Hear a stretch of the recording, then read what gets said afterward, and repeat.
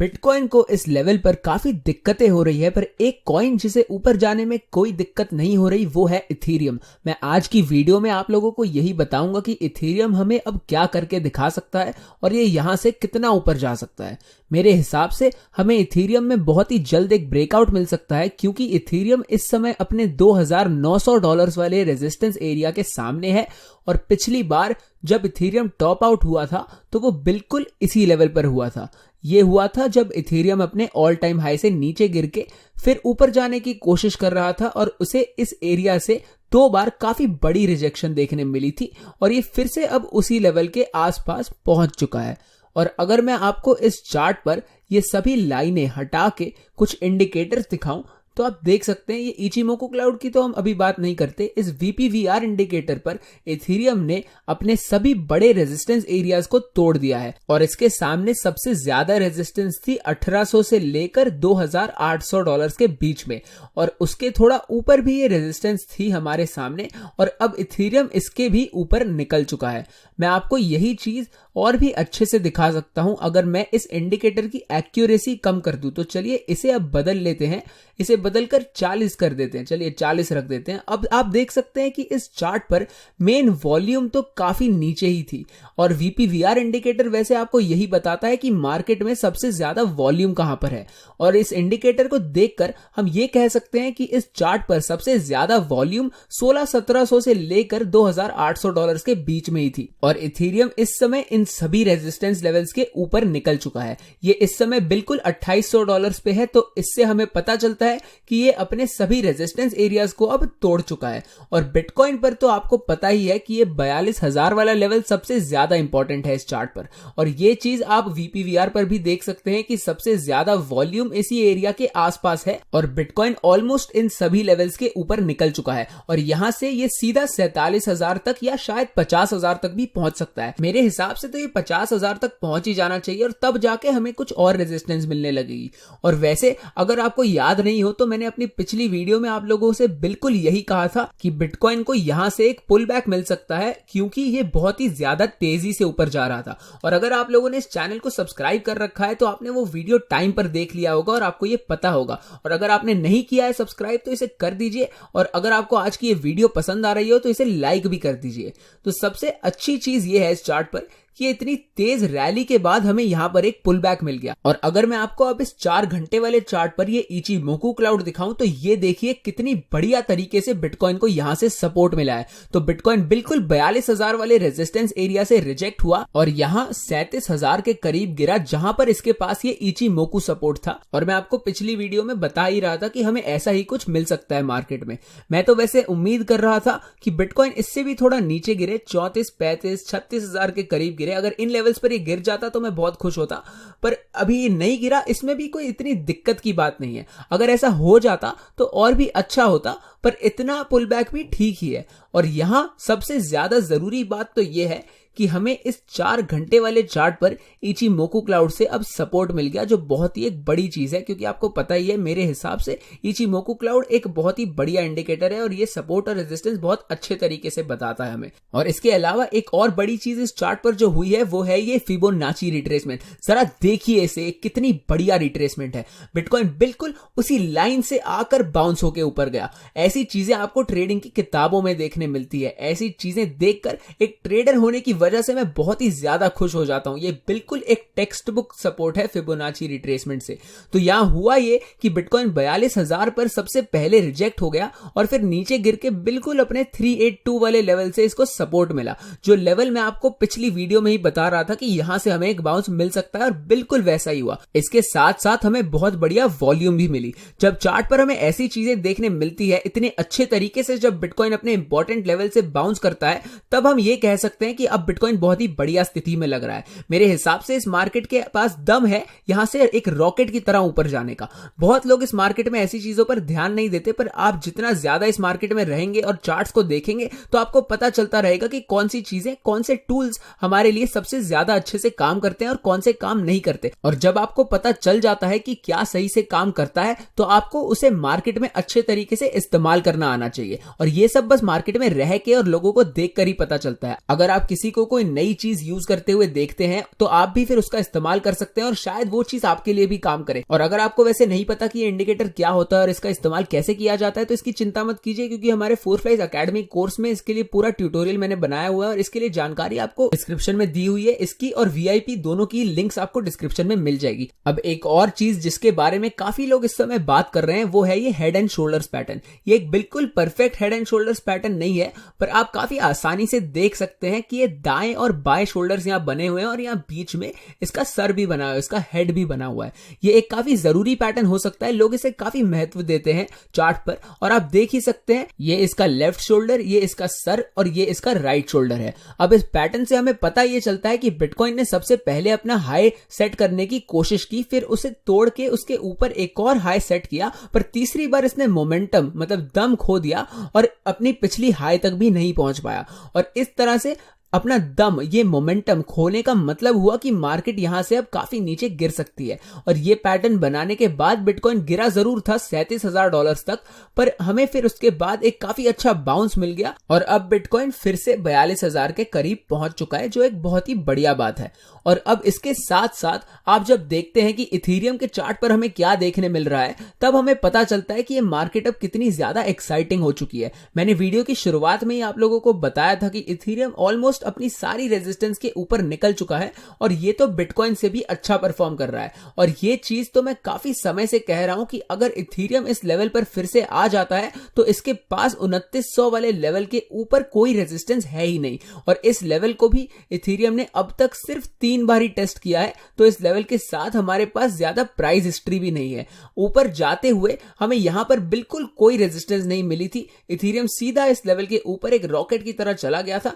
नीचे आते हुए हमें रेजिस्टेंस मिली पर सिर्फ 3 बार। और चलिए ये भी देख लेते हैं कि ये कितने समय में इथीरियम ने इन तीनों लेवल्स को छुआ था। यहां पर हमारे पास एक अच्छा गैप भी नहीं था, सिर्फ 18 दिनों में इथीरियम ने इस लेवल को 3 बार छू दिया था। तो इसका मतलब यही है कि जैसा मैंने कहा, इथीरियम के पास इस लेवल पर ज्यादा प्राइस हिस्ट्री है ही नहीं, इसलिए मेरे हिसाब से ये ज्यादा तगड़ी रेजिस्टेंस है ही नहीं और इथीरियम इसे काफी आसानी से तोड़ सकता है। और ये तो हम सभी को पता है कि अगर इथीरियम ऊपर जाना शुरू कर देता है तो बिटकॉइन भी ऊपर जाएगा ही। बिटकॉइन के पास भी इस समय दम है ऊपर जाने का और ये दोनों ही इस समय ब्रेकआउट के करीब है। तो इसलिए मेरे हिसाब से अगर इथीरियम एक ब्रेकआउट करता है या बिटकॉइन उससे पहले ब्रेकआउट कर देता है, जो भी कॉइन पहले ब्रेकआउट करे उसके बाद जो दूसरा कॉइन होगा वो अपने पहले कॉइन को फॉलो करके उसके बाद ब्रेकआउट जरूर करके दिखाएगा। मुझे तो यही लगता है और मार्केट में ऐसा पहले काफी बार हो चुका है कि ये दोनों कॉइन्स एक दूसरे को फॉलो करते हैं। और आप लोगों को ये तो पता ही है कि बिटकॉइन के अलावा ज्यादातर मैं सिर्फ इथीरियम ट्रेड करना पसंद करता हूं। कभी कभी मैं कुछ और बड़े ऑल्ट कॉइन्स भी ट्रेड करता हूं, पर ज्यादातर सिर्फ इन्हीं दोनों को मैं ट्रेड करता हूं और मुझे इन दोनों में काफी आसान और बढ़िया मौके दिख रहे हैं इस समय, जिन्हें ट्रेड करके काफी पैसे कमाए जा सकते हैं। क्योंकि इस चार्ट पर अगर आप देखें तो 29,000 के ऊपर इथीरियम के पास कोई रेजिस्टेंस है ही नहीं। यहां से अगर हम इसके ऑल टाइम हाई तक के मूव को अब मेजर करें तो ये कुछ 48% का मूव होगा, जो ऑलमोस्ट 50% का मूव है। और यही चीज अगर हम बिटकॉइन पर देखें, इसी मूव को अगर हम मेजर करें अपने बिटकॉइन के करंट प्राइस से ऊपर तक, तो इसके ऑल टाइम हाई तक 52% का ये मूव होगा, जो कि इथीरियम से बड़ा है। पर एक काफी जरूरी बात यह है कि इथीरियम के सामने उसके ऑल टाइम हाई से पहले कोई रेजिस्टेंस नहीं थी। बिटकॉइन के पास इस रेंज में काफी सारी रेजिस्टेंस है। मैं आपको फिर से वीपीवीआर इंडिकेटर लगाकर दिखा सकता हूं, क्योंकि इसका इस्तेमाल करके हम आसानी से देख सकते हैं कि रेजिस्टेंस है कहां पर। और हम बहुत ही आसानी से देख सकते हैं कि इस चार्ट पर बड़ी लाइनें हैं वीपीवीआर पर, जो हमें बताती है कि ऑल टाइम हाई पर पहुंचने से पहले अब भी बिटकॉइन के सामने काफी रेजिस्टेंस है। मैं ये नहीं कह रहा कि प्राइस इस रेजिस्टेंस की वजह से अपने ऑल टाइम हाई पर पहुंचेगा ही नहीं, जरूर पहुंचेगा, पर ये इथीरियम के ऑल टाइम हाई से पहुंचने से धीरे होगा। क्योंकि अगर हम इथीरियम के चार्ट पर यही वीपीवीआर इंडिकेटर लगाते हैं तो यहां पर कोई रेजिस्टेंस है ही नहीं, बल्कि जो रेजिस्टेंस थी वो भी अब पलटकर सपोर्ट बन जाएगी, क्योंकि हम सभी रेजिस्टेंस के ऊपर निकल चुके हैं। जो भी चार्ट पर रेजिस्टेंस या वॉल्यूम थी वो सब हमारे नीचे है। यहां पर एक दो छोटे मोटे एरियाज है, पर इथीरियम इनके ऊपर काफी आसानी से निकल सकता है। वीपीवीआर आपको वैसे सिर्फ यही बताता है कि सबसे ज्यादा वॉल्यूम कहां पर है, मतलब किन लेवल्स पर सबसे ज्यादा बिटकॉइन खरीदे या बेचे गए हैं, एक्सचेंज हो रहे हैं। तो सबसे ज्यादा ट्रेडिंग वॉल्यूम इन लेवल्स पर होती है। तो जब प्राइस नीचे गिरता है तो ये ज्यादातर सीधा इन ज्यादा वॉल्यूम वाले एरियाज पर पहुंच जाता है, जैसे ये $1800 वाला लेवल। और यहां पर ये पीली लाइन लगाकर मैं यही चीज आपको काफी आसानी से दिखा सकता हूं कि प्राइस को इस लेवल से रेजिस्टेंस और सपोर्ट दोनों ही मिले हैं, वो भी काफी बार। ये एरिया एरिया मार्केट के लिए बहुत ही इंपॉर्टेंट रहा है और इसलिए प्राइस इस लेवल पर बार बार आता रहता है और इसीलिए वहां पे हमें सपोर्ट एक्सपेक्ट करना चाहिए हमेशा, और रेजिस्टेंस भी हमें इसी तरह से मिलती है। तो जब ये लाइनें बड़ी होती है, जैसे ये $500 और $600 वाला एरिया, ये लाइन बहुत बड़ी है यहां पर, जिसका मतलब यहां पर हमें तगड़ी रेजिस्टेंस मिल सकती है। पर अगर इसे आप 29,000 के ऊपर वाले लेवल से कंपेयर करें तो यहां पर ये लाइनें काफी छोटी है और इसलिए मैं कह रहा हूं कि इथीरियम के पास ऊपर कोई रेजिस्टेंस है ही नहीं। तो हाँ, इथीरियम का यहां से अपने ऑल टाइम हाई तक जाना बिटकॉइन के मूव से थोड़ा छोटा जरूर होगा, पर इसके सामने रेजिस्टेंस ना होने की वजह से ये एक सेफ तरीके से तेजी से ऊपर जा सकता है। जब आप किसी भी मार्केट में नए होते हैं, जैसे अगर आप इस मार्केट में नए हैं, तो आपको यह सोचना होगा कि एक मूव के पीछे आपका रिस्क कितना है और उस रिस्क के मुकाबले आप उस पर कितना प्रॉफिट कमा सकते हैं। जब आप अलग अलग चार्ट्स को देखते हैं, अलग अलग टूल्स और पैटर्न्स का इस्तेमाल करते हैं, तो आपको पता चलने लग जाता है कि मार्केट में क्या चीजें काम करती हैं। तो जब आपको एक ही तरह के दो मौके दो अलग अलग चार्ट्स पर दिखे,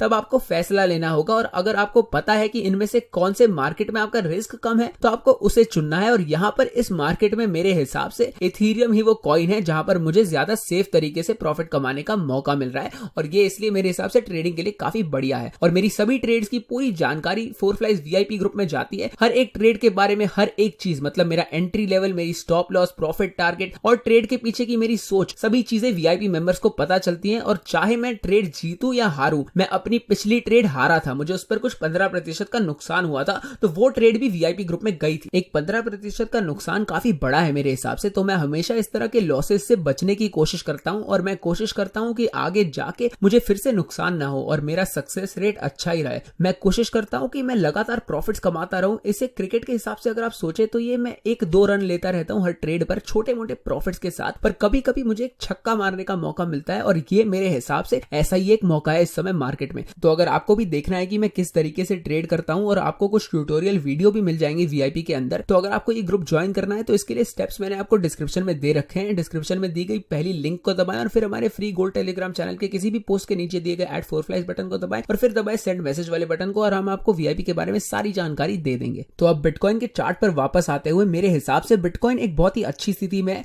सबसे पहले हमें ये बढ़िया सी रैली मिली ऊपर की तरफ, और फिर 4 लाल करेक्शन कैंडल्स भी मिली, और अब बिटकॉइन फिर से ऊपर जा रहा है। तो अब अगर बिटकॉइन फिर से 42,000 वाले लेवल को छूता है, तो मैं कहूंगा कि मेरे हिसाब से अब ये लेवल होल्ड नहीं करने वाला, और बिटकॉइन इस रेजिस्टेंस को तोड़ के काफी ऊपर जाना शुरू कर सकता है। और अगर उसकी जगह बिटकॉइन यहां से रिजेक्ट होकर नीचे गिर जाता है, तो मेरे हिसाब से ये एक साइडवेज रेंज में चला जाएगा, और ये एक बुल फ्लैग जैसा पैटर्न भी बन सकता है, और उसके बाद थोड़ी देर तक यहीं पर कंसोलिडेट करने के बाद शायद प्राइस फिर से ऊपर जाना शुरू कर सकता है। और ये कंसोलिडेशन, ये बुल फ्लैग मेरे हिसाब से इस मार्केट के लिए सबसे अच्छी चीज हो सकती है, सबसे हेल्दी चीज हो सकती है, और थोड़ी देर के लिए यहां रुकने के बाद फिर प्राइस काफी ऊपर जा सकता है। इसका यह मतलब नहीं है कि हमें यही देखने मिलेगा। बिटकॉइन इस छोटे से पुल बैक के बाद फिर से ऊपर जाना शुरू कर सकता है, और हमें यह तो पता नहीं है कि क्या होने वाला है, इसकी तो कोई गारंटी नहीं दे सकता।